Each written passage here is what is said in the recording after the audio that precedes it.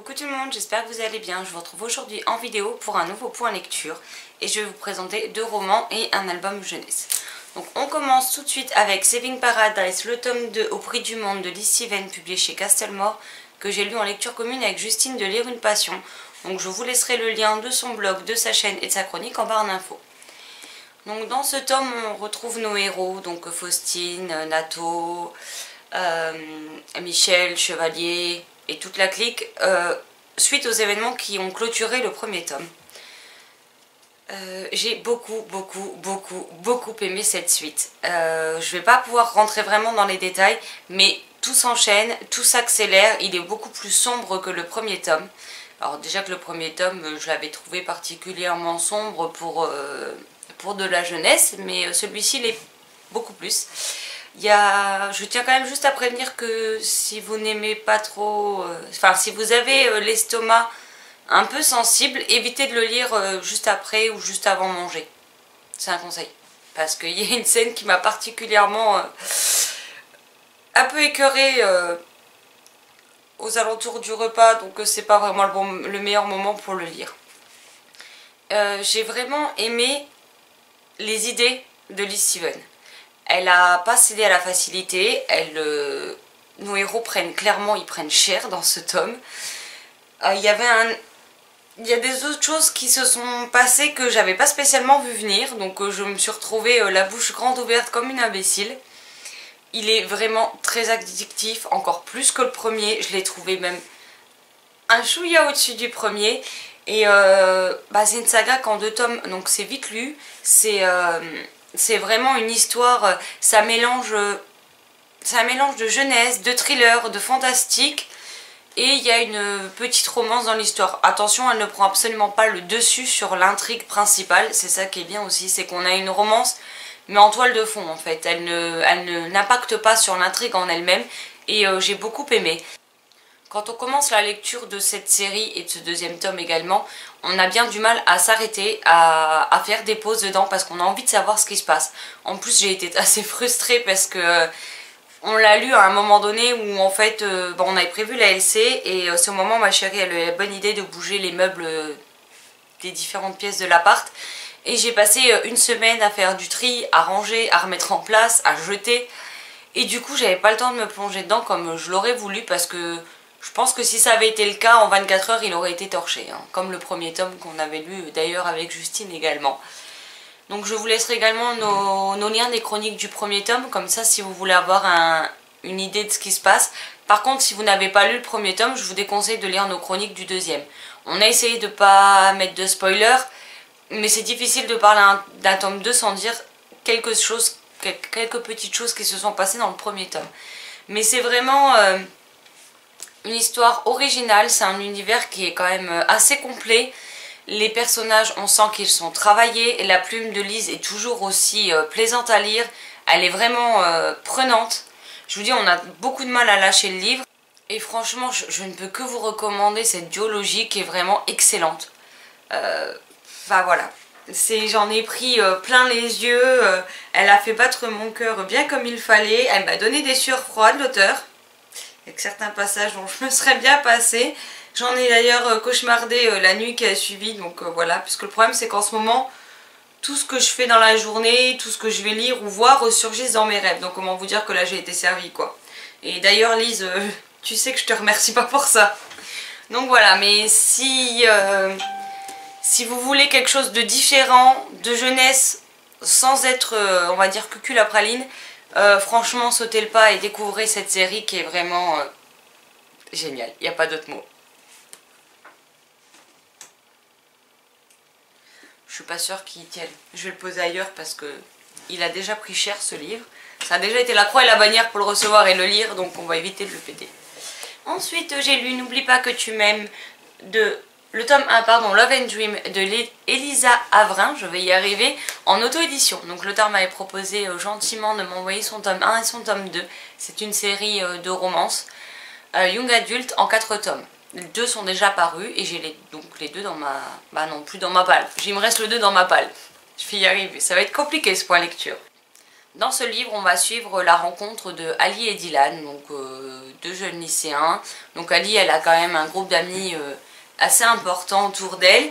Et ils se connaissent tous depuis un moment, donc voilà. Donc elle va faire, pendant les vacances qui précèdent la rentrée scolaire, elle va faire un rêve plutôt bien étrange et qui la chamboule. Elle en parle à l'une de ses amies. Et puis les jours passent, la rentrée arrive et quelle ne fut pas sa surprise de découvrir que le jeune homme dont elle arrivait est le nouvel élève de sa classe. Donc voilà, c'est assez surprenant, elle comprend pas tout, elle est assez perturbée par la venue de ce nouvel élève au sein de sa classe, surtout qu'il ressemble trait pour trait à ce qu'elle avait rêvé. Donc elle comprend pas tout et bon, elle essaye de savoir plus ou moins ce qu'il en a en parlant avec son ami. Et puis on va les suivre au cours de l'année scolaire. Ce que j'ai aimé dans cette romance, c'est que voilà, c'est pas, ils se croisent, enfin leurs regards se croisent et hop, on est amoureux et on va plus jamais se quitter. Non, ce n'est pas ça du tout. L'auteur prend le temps de faire rencontrer les personnages. Donc ils vont se rencontrer, ils vont commencer à discuter. L'un des amis de Dylan est ami avec Ali. Donc c'est vrai que ça va les aider à se rapprocher. Mais ça va aussi aider Dylan à se rapprocher de tout le groupe d'amis. Donc on va vraiment suivre pour lui cette nouveauté, ce nouveau lycée, ces nouvelles rencontres.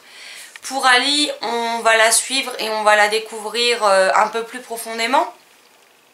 Et les choses prennent leur temps. Il y a une soirée, par exemple, on les suit à la soirée d'Halloween. Et la romance ne débute réellement qu'à partir de Noël, enfin aux alentours de Noël.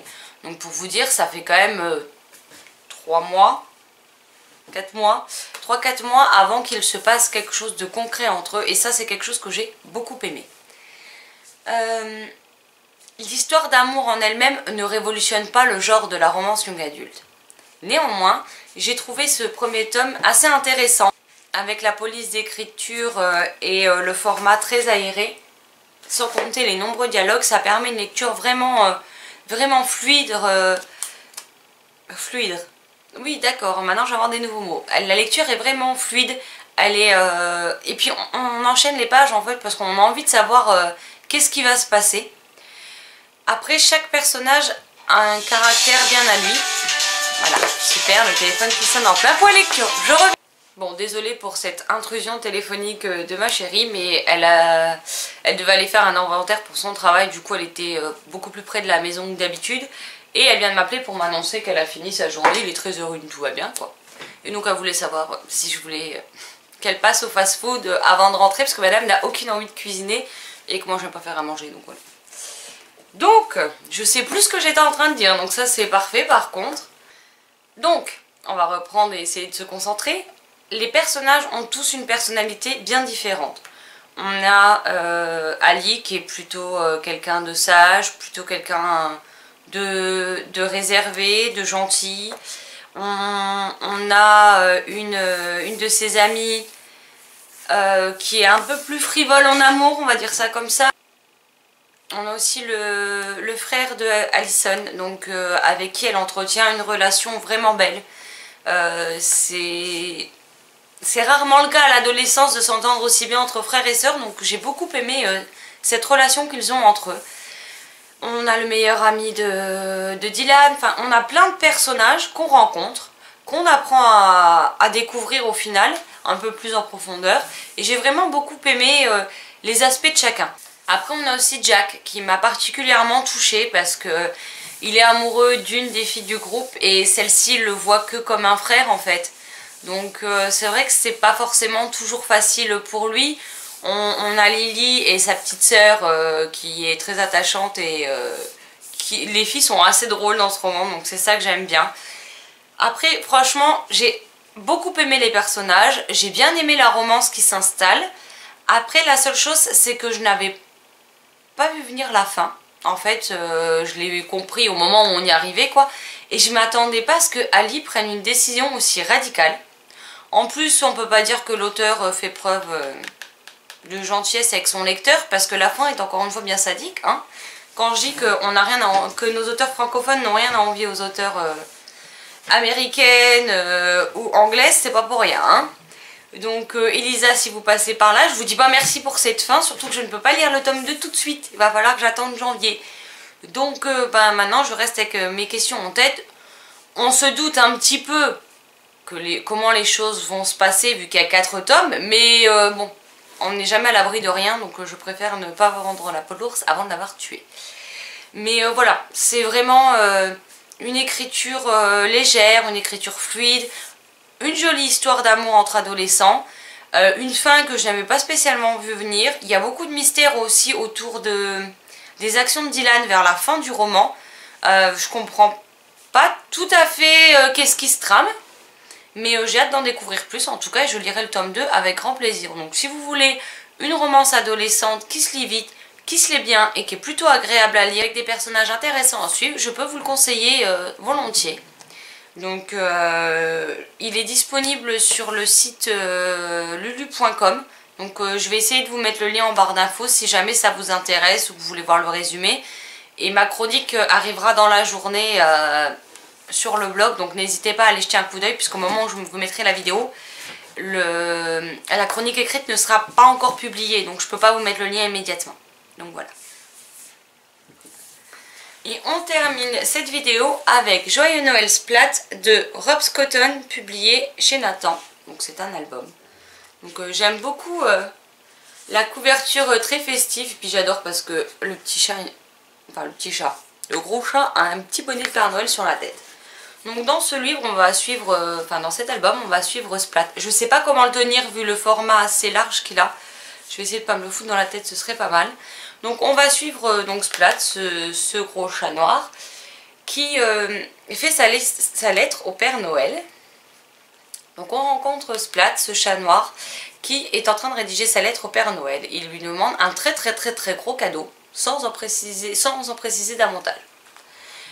Sa sœur lui fait remarquer qu'il n'a peut-être pas été aussi sage qu'il le pense et que les gros cadeaux sont réservés uniquement aux enfants très sages et gentils. Donc Splat se met en idée, si Splat est au début très confiant concernant le fait d'avoir été un chat très gentil et très sage tout au long de l'année, sa sœur finit par lui mettre le doute et il décide donc de se rendre encore plus serviable, d'être encore plus gentil et comme ça espérer avoir son cadeau le matin de Noël. J'ai beaucoup aimé les illustrations qui m'ont bien fait sourire. Alors après c'est des illustrations bien particulières mais moi j'ai bien aimé. J'adore la tête de sa sœur aussi. Quand il lui dit qu'il a été sage et qu'il mérite son cadeau. Elle n'a pas l'air du tout d'accord avec lui. On a des scènes plutôt cocasses parce qu'il veut bien faire mais il est quand même assez maladroit. Donc cette scène avec la vaisselle où voilà, il décide de faire toute la vaisselle de la maison, il décide de la relaver. On a aussi quand il veut déblayer la neige devant leur habitation. Donc voilà, c'est des scènes assez cocasses, assez marrantes. Je pense que ça pourra plaire aux plus jeunes lecteurs comme aux adultes. Moi j'ai vraiment bien aimé cette histoire, elle se lit vite, elle se lit bien. J'aime beaucoup les dessins. Parce que voilà, si vous me suivez depuis un moment, vous savez que en album jeunesse, autant pour les romans, je ne m'attache pas à la couverture en fait. La couverture peut être moche, si l'histoire me donne envie, je sauterai le pas dans tous les cas. Après, si elle est sublime et que le livre me fait envie, c'est du bonus. Mais pour les albums jeunesse, je suis très sensible aux illustrations intérieures en fait. Et si les illustrations ne me plaisent pas, je n'arriverai pas à me plonger dans l'univers de l'album en question. Donc là j'ai été plutôt ravie quand ma meilleure amie me l'a donné. Je me suis fait une joie de le découvrir. Et puis on a quand même une petite morale à la fin qui prouve bien que la gentillesse ça finit par payer. Et qu'on a tout intérêt à être gentil et serviable envers ses proches, envers son prochain. Et j'ai plutôt bien aimé. C'est un album tout doux, tout doux, drôle. Et parfait en cette saison de l'année, clairement. Donc je sais que cet album fait partie d'une série, en fait il y a plus d'une vingtaine d'albums si je ne me trompe pas concernant Splat. Donc je verrai si je les trouve à emprunter en médiathèque ou quelque chose comme ça pour en découvrir plus. Mais en tout cas j'ai beaucoup aimé celui-ci et puis le fait que ce soit une histoire de Noël, j'étais aux anges.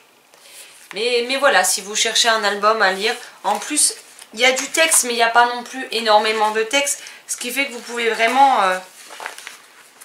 le lire même avec les petits Je veux dire, il n'y aura pas de problème que l'album est trop long pour lire avec les plus jeunes.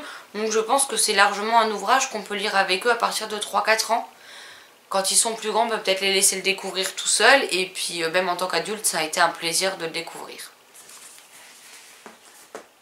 Donc voilà, c'en était tout pour ce point lecture. Dites-moi si vous connaissez ces titres, si vous connaissez la série d'albums sur Splat, n'hésitez pas à me dire si vous avez des titres préférés, que j'essaie de voir si je peux les trouver.